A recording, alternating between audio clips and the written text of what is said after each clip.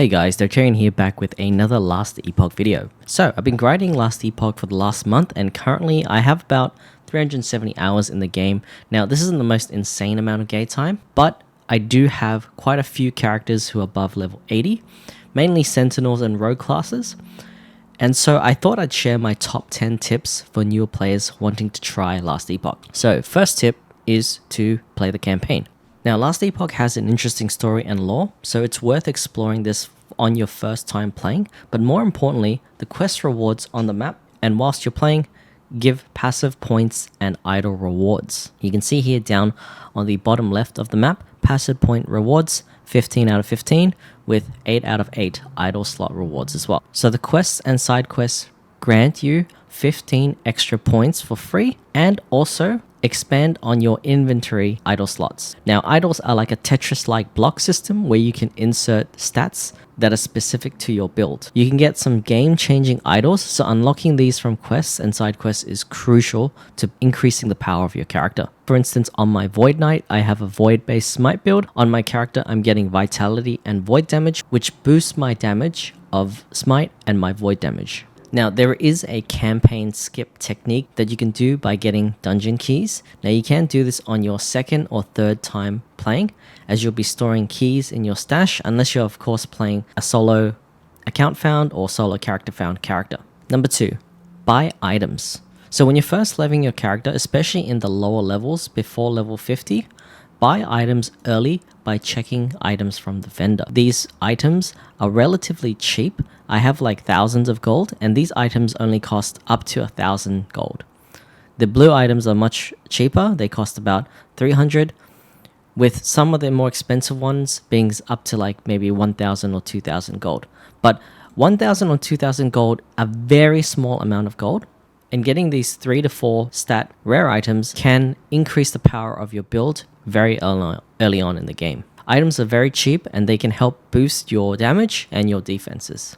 In every major town that you'll go to throughout the campaign, you'll find that there are always vendors. So every time you get to those vendors in those towns whilst you're doing the campaign, always check for items that you can buy to increase the power of your character for the build that you're going for. Number 3, using search functions and tooltips. So one of the beauties of Last Epoch is it makes it very easy to search and also look at information. There are plenty of tooltips in the game, so if, for example, you look at my skill bar and I hold Alt over my skills, you can see there's damage scaling that's shown specifically on how to build damage on this character.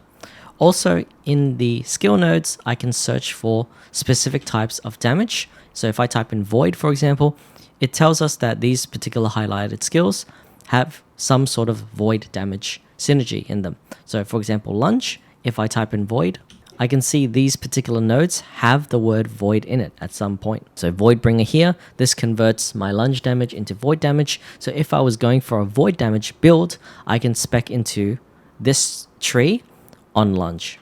Going further, in my passives, I can also scale for Void damage by typing in the search Void damage, and I can see what nodes have the word Void in it to build and spec into a Void damage based build. So the tooltips and the search functions allow me to scale my damage so that if I want to play a certain type of fun build that specs around fire or Void damage, I can search for those keywords in my search. I also have search function in the stash tab as well. So if I'm looking through all my gear and I type in Void, I can see all of these items that I've picked up have the word Void in it. And I can spec them onto my character to build them in a more Void focused way. Speaking of items, we have point number 4, which is using the loot filters. Set your items in your loot filter to hide what shows up, so you're not spending so much time searching for particular items. You can hide certain options to show up so that you're getting exactly the type of items you want to see. The other is not to waste time picking up items in the game, as you only want to pick up items that increase your stats. In Last Epoch, gear is worth very, very little gold, so don't pick it up to sell. Only pick up gear that you think will upgrade your character, or only pick up gear where you think the shards are worth shattering. This is where the loot filter becomes very important, so you can hide certain types of gear to show up. You can recolor them so that you know those particular items are, for example, worth shattering. Now, I have the ultimate beginner loot filter, which I'll link in the description down below.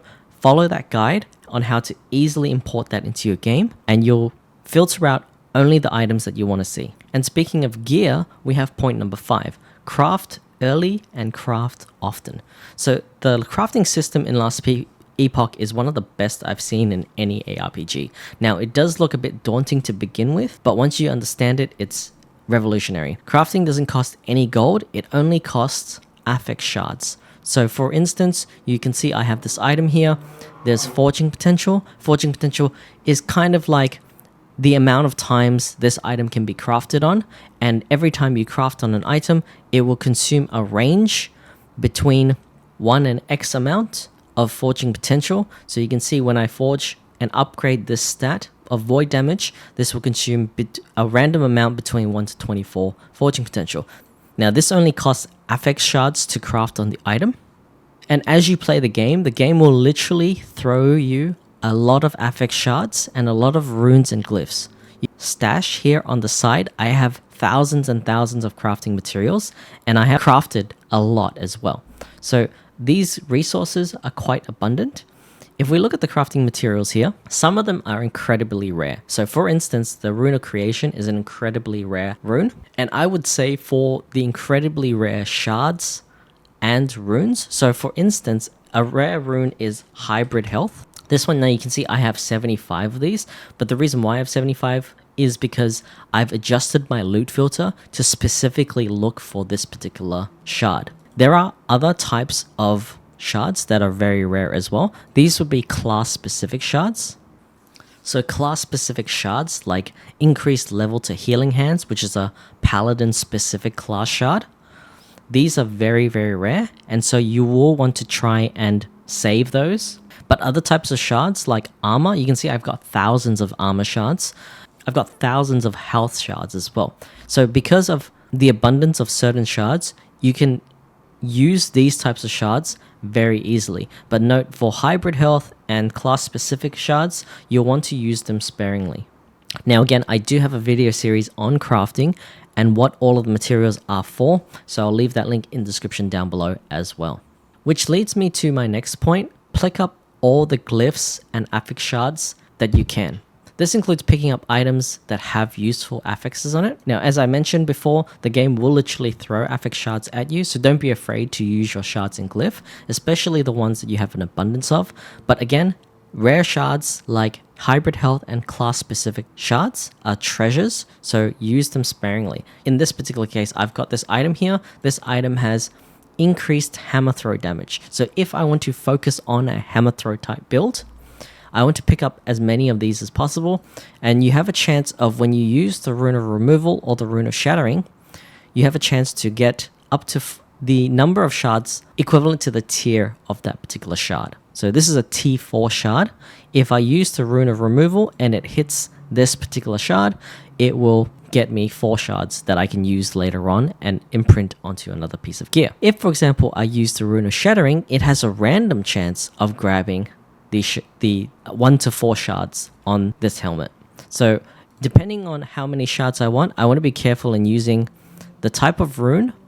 If you want more information, again, that's in the crafting series. Go check that video out. Now, tip number 7, you want to use the rune of discovery early on in your game. With very early levels, it's much more difficult to find rare items, especially when you're at like level 5 or level 10. If you have a character that has a shared crafting material space and you have an abundance of rune of discoveries, you can get normal items, normal, rare, or magic items, and use the rune of discovery. This will give it 4 random stats that you can use on your character, giving you a good power boost very early on in the game. Once you're hitting like level 30 or level 40, you'll find more items that are specialized towards the build that you're going for. But very early on in the game, within the first couple of hours, you might not have much power. So Rune of Discovery gives you a good power boost early on. You can see here, I'm going to add 4 random tier 1 affixes when I use the Rune of Discovery. This doesn't use up any forging potential either. So after you've added your 4 affixes, your 4 random affixes, especially for weapons, you can change and craft it further by using the Rune of Chaos if you need to re-roll something, or by upgrading with the Glyph of Hope. And this gives us a good power boost very early on in the game until we upgrade it with another gear piece. Number 8, experiment with different builds. So the good thing about Last Epoch is that it doesn't punish you for respeccing, or it doesn't lock you out of certain classes, and also it doesn't cost much to respec. The game is all about having fun after all, and so one of the aspects that you can check is that investing into certain masteries, like for example, I have access to the Void Knight tree. This doesn't mean that I can't access Forge Guard or Paladin skills. Now in the passives, what you will notice is a chain linked here. This means that any points that I invest further on the Paladin tree as a Void Knight, I won't be able to access any of these past the chain. But I can invest points into these on the left side, and thus I can access Healing Hands and Sigils of Hope as a skill. I won't be able to access the Paladin passive bonus, or the Mastery skill, or Judgment, or any passive points past the right side of the chain, but I can still access some Paladin skills. Same thing with Forge Guard. I have access to some Forge Guard skills like Shield Throw or Manifest Armor, but I won't be able to take advantage of the passive bonus of Forge Guard or the Mastery skill, Ring of Shields, or Smelter's Wrath. What this means is if I want to play a Shield Throw Void Knight, I can still access the skill by investing 5 points into the Forge Guard tree. So this does give you a lot of options for experimenting with different classes, testing out different passives and skills. And this is what I love and find really fun about the game, is the fact that you have a lot of options to test out certain skills, see what synergizes, and build upon and increase the damage of those skills. Now currently I have been experimenting a lot on the Sentinel class, especially Paladin, so I'm going to leave my build guides down in the links below. Go check those out if you get a chance. The other thing I recommend is if you want to test another damage skill, put it into a different slot, a free slot, until you get the damage of your testing skill high enough. So the way Last Epoch works in terms of its skills, you can respec your skills at any point in time, but you will have to level up that skill again. It doesn't take long if you're in the end game to level up your skills, but in the early game, the leveling up of your skills can take a little bit longer. It levels up to a maximum of 20 unless you get additional points on your gear that allow you to get additional levels on that skill. So early on, that leveling can be a little bit slow. What I would suggest is, in order to not penalize your damage, have your main damage skill continue to be used, free up a slot of your main damage skill, and level it up if you want to respec it. Once your new damage skill is of a high enough level, then you can swap out your main damage skill and respec that one in your skill tree to your main damage skill. Number 9. Look at the implicits as well as the affixes on your gear. Implicits on your gear offer a wide range of bonuses, and they can be as effective as affixes. For instance, take this wand. It gives 57 spell damage, 12% increased cast speed, and -3 mana cost. That is the implicit for this item. Now this item is very useful for my build because it does give that additional cast speed and -3 mana cost, making my spells cheaper. Same thing for instance, this Sentinel helmet.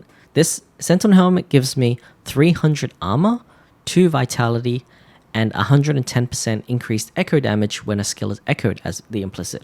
So these two implicit effects are very, very powerful to increase the damage of my build. Other implicits like giving armor, physical resistance, giving increased move speed, increased cooldown reduction, and +1 to all attributes, all squeeze out an extra bit of damage or resistance or defense towards my build that can really help push my build to the next level.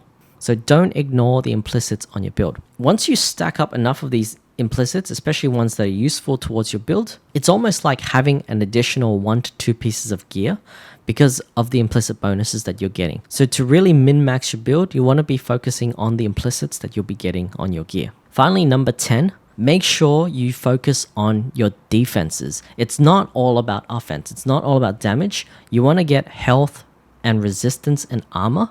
So sometimes certain zones and areas in the campaign deal a lot of damage. Certain bosses in the campaign are really punishing towards new players, so you want to get health and resistance so that you can survive long enough to continue fighting. Now currently in Last Epoch there are two very strong defensive stats which provide very good defenses. First is ward and the second is health. But currently ward is a mechanic that may require investment, and also ward is more favored towards certain classes. So for instance, the mage and the acolyte tend to invest more on ward. On the other hand, health is something universal and all characters can use. It's also very easy to get health onto your character. As I showed you before, I have thousands of health shards. Now you can get flat health, you can get percentage increased health, and of course the much rarer hybrid health onto your gear pieces. Capping out your resistances as well is also very strong because this will help you reduce damage that you take from enemies as well. You can get resistances on your gear pieces itself as affixes. You can get it on your idols. You can also get resistances from your passives and skills as well. So there'll be certain nodes on your character that give you resistances like elemental resist, physical resist, void resist, and so on. And those are my top 10 tips for new players in Last Epoch. If you found this video helpful, please drop me a like down below and subscribe to the channel. As always, have an awesome day. Bye for now.